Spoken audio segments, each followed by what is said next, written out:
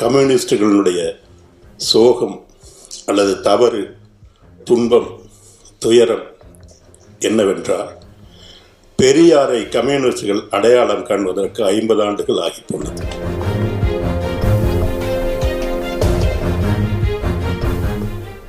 காங்கிரஸ் செய்த கொடூரங்களை மன்னித்து 1980 நேருவின் மகளே வருக, நிலையான ஆட்சி தருக என்ற ஒரு முன்வெளிவை தொடங்கி வைத்தார்.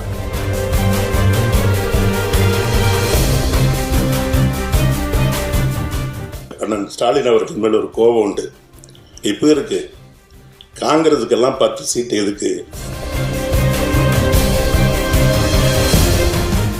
இவர்கள் ஜெயிப்பது எதுவுமே காங்கிரசினுடைய எம்பிக்களாக ஜெயித்ததில்லை. திமுக கூட்டணியின் காரணமாக அவங்க வெற்றி பெற்று சென்றவங்க.